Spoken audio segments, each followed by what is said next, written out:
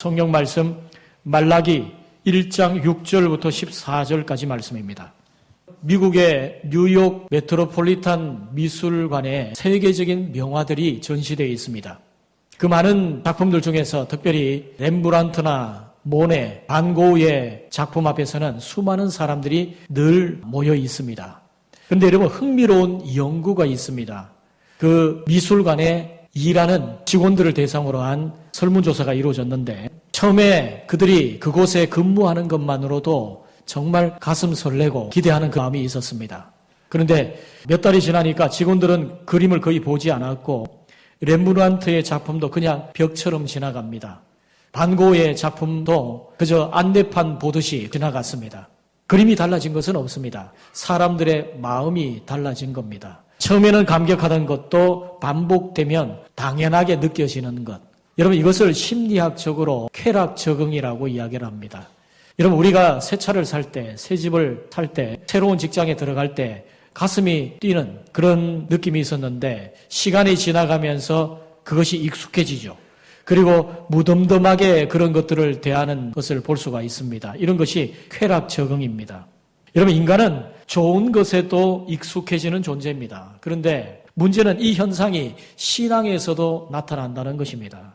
처음 예수님을 만났을 때 찬송을 드려도 눈물이 나고, 기도를 드릴 때도 가슴이 뭉클했습니다. 말씀을 들을 때도 그 말씀이 내내 내 심령을 두드리는 은혜를 경험했죠.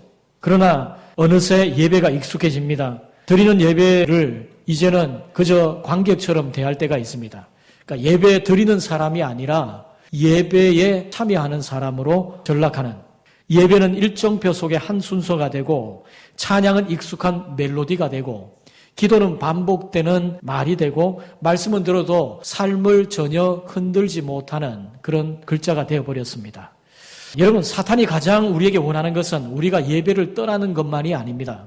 예배의 자리에 있으면서도 하나님을 만나지 못하게 하는 것, 그게 사탄이 가장 원하는 거예요.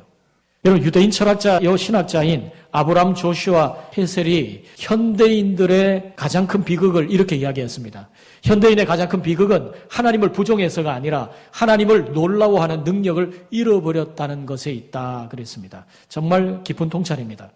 여러분, 성경은 하나님을 아는 사람보다 하나님을 경외하는 사람을 믿음이 있는 사람이라고 이야기를 합니다. 경외는 지식이 아니고 감탄이고 놀라움입니다. 거룩하신 하나님 앞에서 내 마음이 떨리는 것, 그게 경외죠. 여러분, 예배는 바로 그 경외를 회복하는 시간입니다. 근데 여러분, 우리 가운데 언제 하나님을 향한 경외감이 회색되거나 사라져버립니까? 익숙해질 때 그렇습니다. 익숙해질 때. 여러분, 말라기는 바로 그러한 시대를 향한 하나님의 경고의 메시지입니다.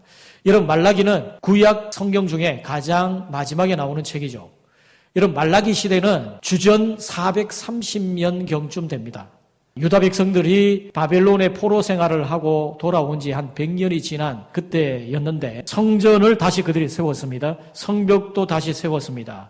제사가 회복되었습니다. 겉으로 볼 때에 신앙이 회복되고 신앙이 바로 선 것처럼 보였습니다. 그러나 하나님이 보는 것은 달랐습니다. 이들이 처음부터 그랬던 것은 아닙니다. 처음에는 달랐어요. 처음에 그들이 포로에서 돌아와서 성전을 재건했을 때만 해도 그들은 감격에 겨워했습니다. 에스라서에서 보면 율법의 말씀을 낭독했을 때 백성들은 울고 감사하고 기도했죠. 느헤미야서에 보면 이들이 성벽을 재건했을 때 그들은 감격의 감사의 예배를 하나님께 드렸습니다. 그때는 감격이 있었습니다. 그런데 시간이 흐르자 감격이 사라져버렸습니다. 예배는 남아있지만 눈물이 사라졌습니다. 제사는 계속되었지만 경외심은 사라졌습니다. 하나님은 계셨지만 하나님을 향한 사랑은 식어져 버렸습니다. 여러분, 이것이 인간의 모습이죠. 여러분, 영국의 저술가 C.S. 루이스가 이런 말을 남겼습니다. 우리는 하나님보다 하나님의 선물에 더 쉽게 익숙해진다 그랬습니다. 여러분, 우리는 하나님의 선물을 통해서 하나님께 감사하는 그런 마음을 가져야 되겠죠. 그런데 하나님께서 주시는 그 선물에 익숙해지는 것이 인간입니다. 그래서 기도 응답이 당연해지고, 건강도 당연해지고, 가족도 당연해지고, 교회도 당연해지고, 그리고 결국 하나님도 역시 당연한 존재처럼 인식하는 그런 문제가 생기는 겁니다. 그래서 이런 말라기 시대는 오늘 이 시대를 비춰주는 거울과 같습니다. 여러분, 우리도 그렇지 않습니까? 익숙함에 빠져서 예배의 역동성이 떨어지고 예배의 감격이 식어버리는 그런 모습이 우리 가운데 없습니까? 예배도 있고 교회에 나와 있는데 찬송도 봉사도 하긴 하는데 익숙함 속에서 하나님의 은혜나 감격은 잃어버린 그런 모습으로 살고 있지는 않습니까?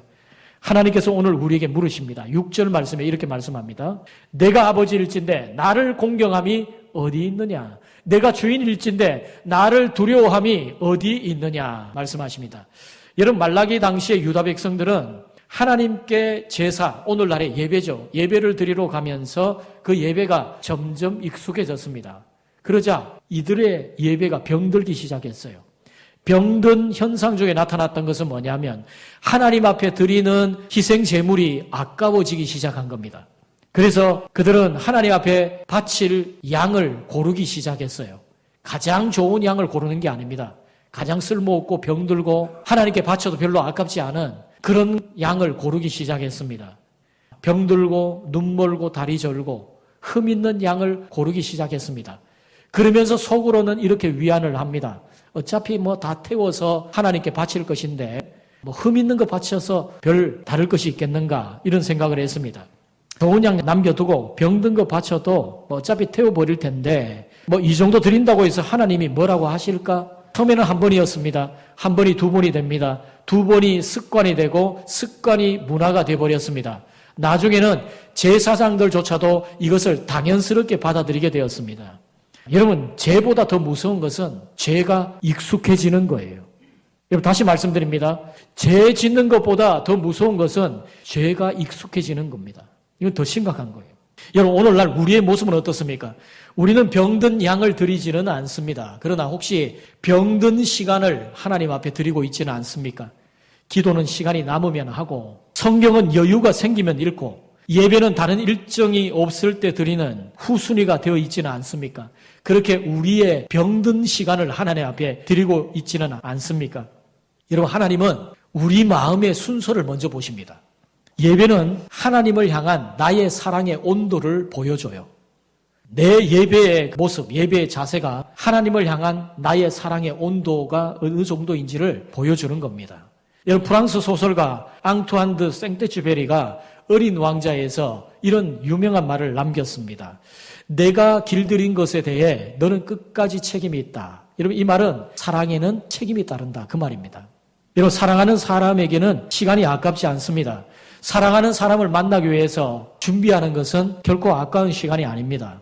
왜 그러죠? 사랑하기 때문입니다. 여러분, 예배도 마찬가지예요. 예배는 의무가 아니라 사랑의 표현입니다. 그래서 하나님은 이 예배를 통해서 여러분의 마음 중심을 먼저 살펴보고 계십니다. 여러분, 저는 오늘과 다음 주까지 우리의 예배를 한번 점검해 보려고 합니다. 이 말라기 시대의 백성들의 모습과 우리 자신의 모습을 한번 돌아보는 그런 시간이 되기를 바랍니다. 자, 첫 번째로 익숙함은 하나님을 가볍게 만듭니다. 6절에 보면 이렇게 말씀하죠. 내가 아버지일진데 나를 공경함이 어디 있느냐? 내가 주인일진데 나를 두려워함이 어디 있느냐 하나? 너희는 이르기를 우리가 어떻게 주의 이름을 멸시하였나이까 하는도다. 여러분, 가장 무서운 신앙의 위기는 하나님을 떠나는 것이 아니라 하나님께 익숙해지는 거예요. 하나님을 굉장히 익숙하게 대하는 겁니다. 여러분, 그게 가장 심각한 신앙의 위기예요. 사랑하는 성도 여러분, 사람에게는요, 두 가지 종류의 거리감이 있습니다. 첫 번째는 물리적으로 멀리 떨어져 있는 그런 거리감이에요. 두 번째는 어떤 거냐면 너무 익숙해서 소중함을 잃어버리는 거리감입니다. 여러분, 우리는 보통 관계가 멀어지는 것을 두려워합니다. 하지만 실제로는 가까움 때문에 관계가 더 위험해질 수 있다는 걸 여러분 아십니까? 처음 만났을 때는 예의를 갖춥니다. 처음 그 집에 방문했을 때는 긴장을 하고 조심을 합니다. 처음 맡은 일에는 긴장이 따르죠. 그런데 여러분, 시간이 지나가면서 익숙해진다는 겁니다. 그리고 그 익숙함은 때로 존중감을 잃어버릴 수가 있습니다. 부부가 그렇지 않습니까? 처음에 결혼했을 때 작은 배려에도 감사를 했어요. 따뜻한 밥 한 끼 정말 감동스러웠습니다. 그러나 시간이 지나면서 당연하게 여깁니다. 그 정도는 해주는 거 당연하지. 그런 거예요. 처음에는 감사였는데 나중에는 그것이 권리가 돼버립니다. 여러분, 신앙도 마찬가지입니다. 처음에 예수님 믿을 때 모든 것이 은혜였어요. 예배당에 앉아있는 것 자체가 감사였지 않습니까? 찬송 한 곡에도 눈물이 나고 기도할 때 가슴이 뭉클하고. 근데 여러분, 시간이 흐르면서 그 은혜가 익숙해지더라는 겁니다. 예배는 있지만 감격이 사라졌습니다. 찬송은 있는데 감사는 사라졌습니다. 기도는 있는데 하나님을 향한 기대가 사라져버렸습니다. 여러분, 말라기 백성들은 예배를 버리지 않았습니다. 예배 감격을 잃어버렸어요. 이게 여러분 오늘날 우리도 마찬가지입니다. 예배의 자리에 있지만 예배 감격을 잃어버린 것. 여러분, 이게 우리의 문제가 아닙니까? 여러분, 말라기 시대를 한번 보십시오. 그들은 하나님을 완전히 떠난 사람들이 아니었습니다. 성전에 나왔습니다. 제사를 드렸습니다. 제사장도 있었습니다. 종교활동은 계속 있었어요. 그런데 하나님은 놀라운 말씀을 합니다. 너희가 내 이름을 멸시하는도다, 이렇게 말씀하십니다. 제사장들이 오히려 반문했습니다.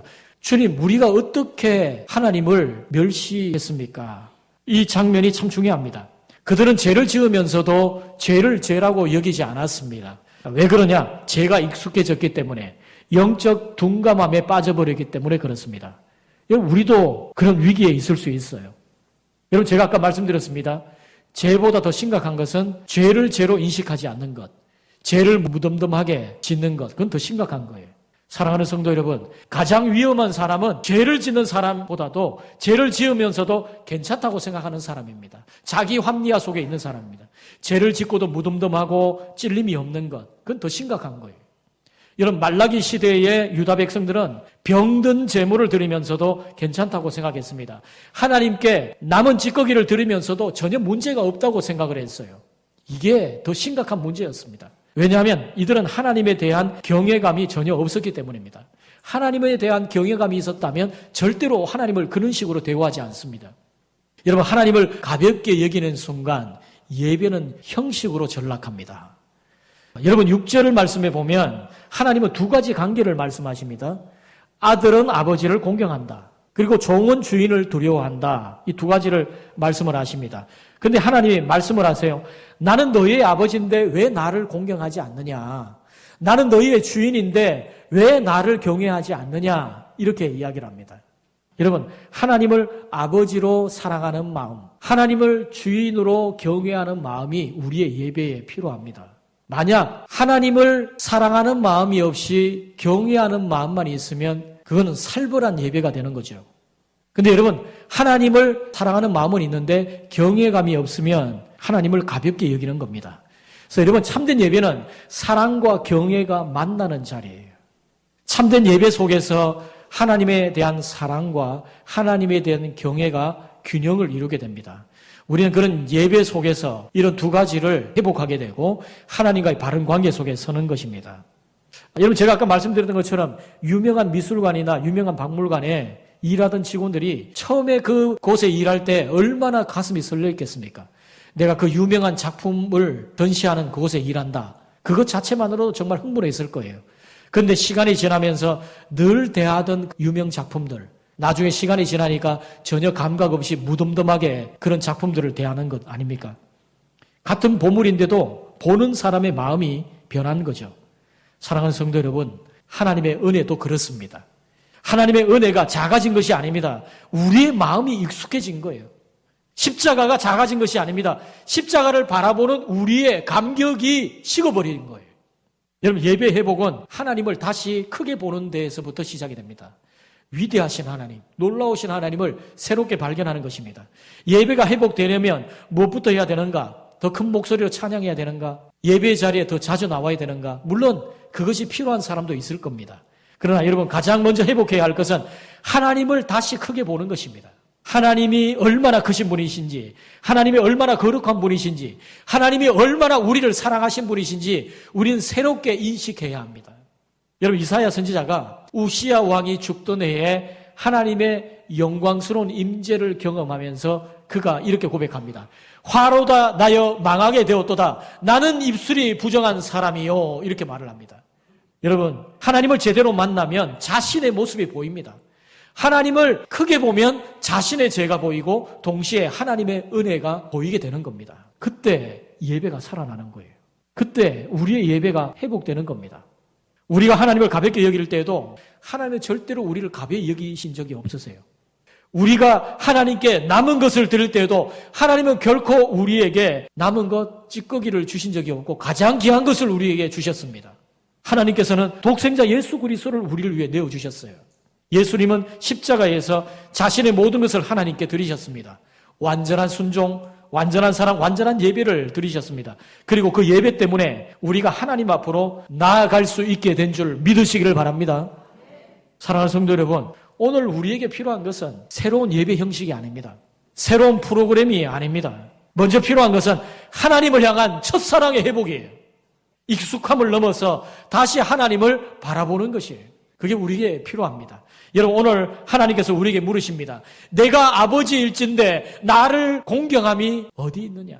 여러분, 이 질문 앞에 우리의 마음을 살펴야 됩니다. 혹시 우리의 예배가 너무 익숙함에 빠져버린 것 아닙니까? 혹시 하나님께 드리는 시간이 남은 시간을 하나님 앞에 드리고 있지는 않습니까? 오늘 다시 우리는 하나님 앞에 서야 합니다. 익숙함을 넘어 다시 하나님 앞에 설 수 있는 복된 성도들이 되시기를 주님의 이름으로 축복합니다. 자, 두 번째로 우리가 기억해야 되는 것은 하나님은 남은 것이 아니라 우리의 중심을 받으십니다.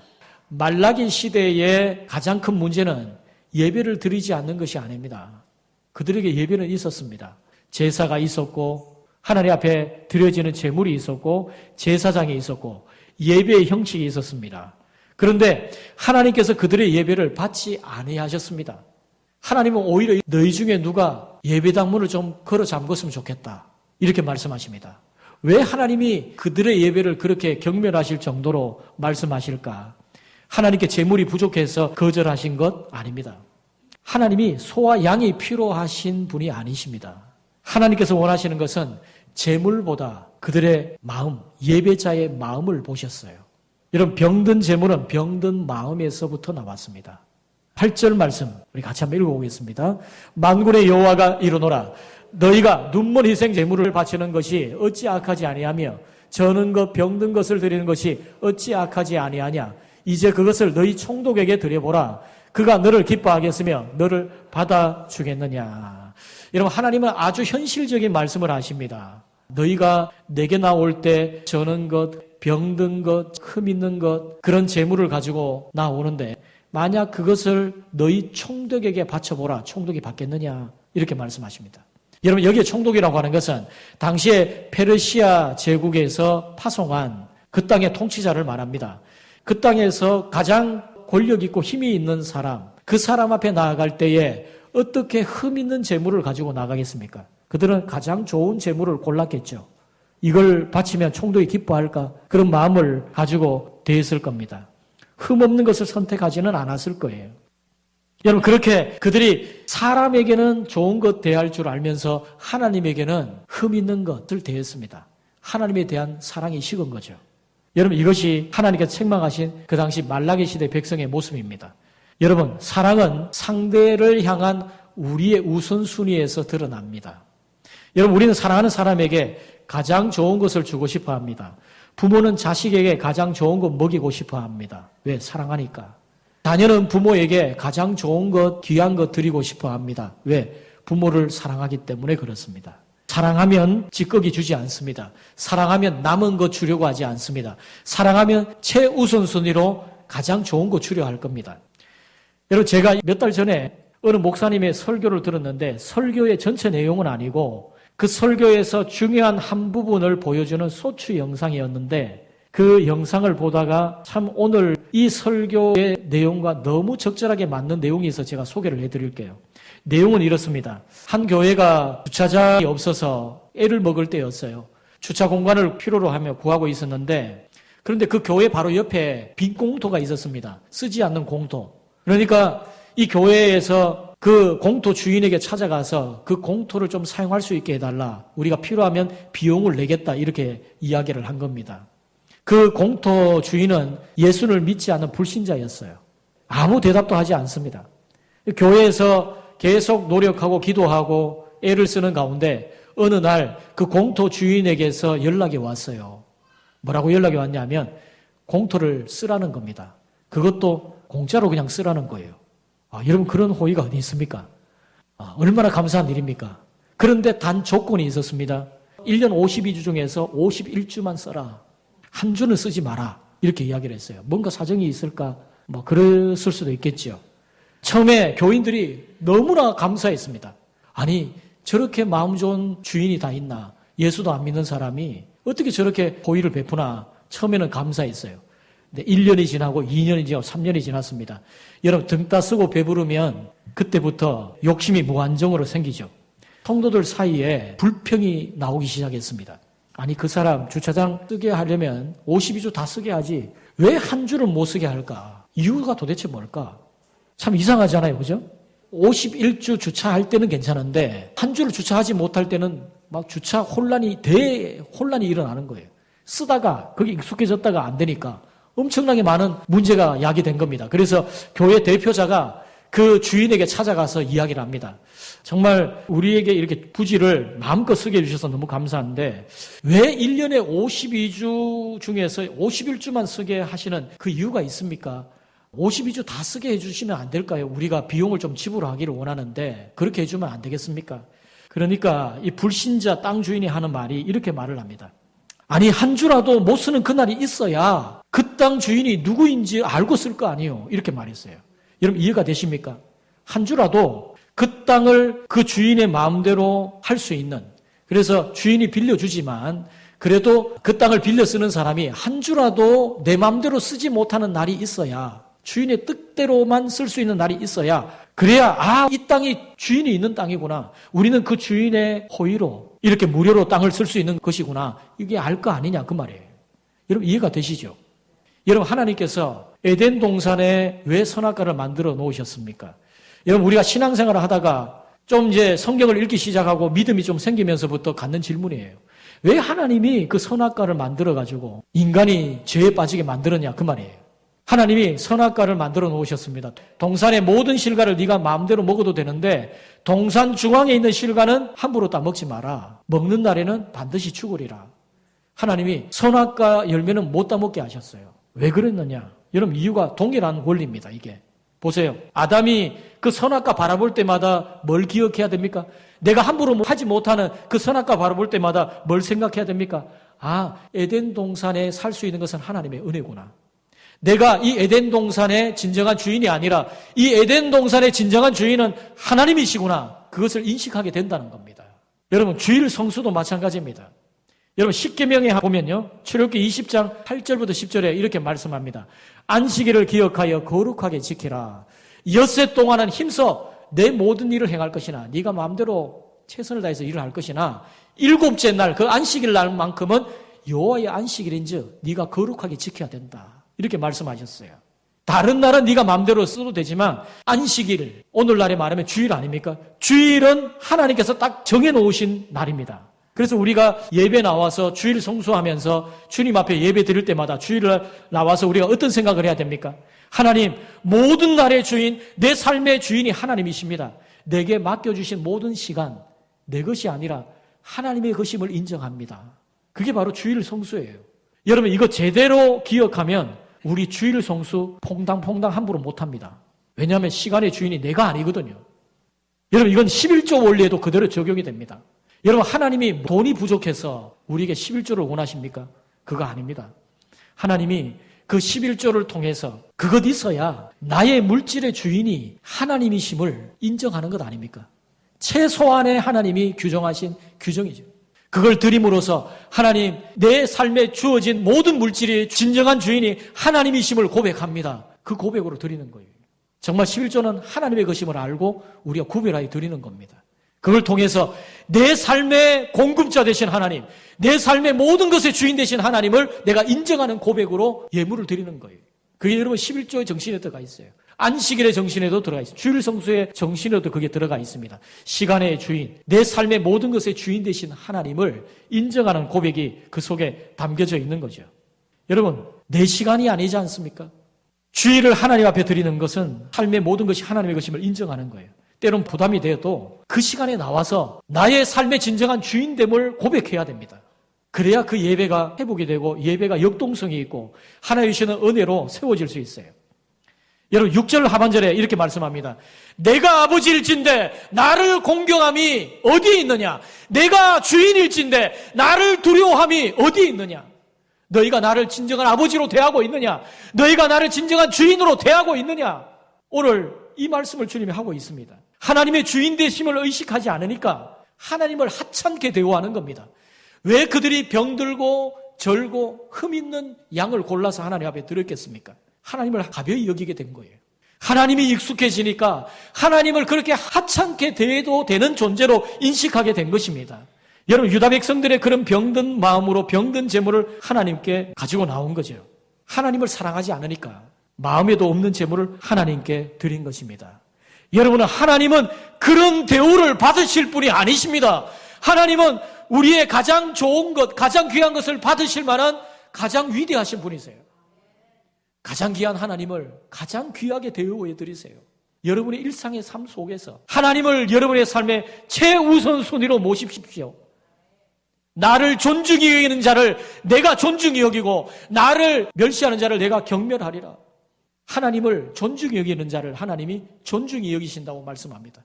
하나님을 귀하게 여기는 자를 하나님이 귀하게 여기시겠다고 말씀하십니다. 우리의 삶에 무엇이 문제입니까?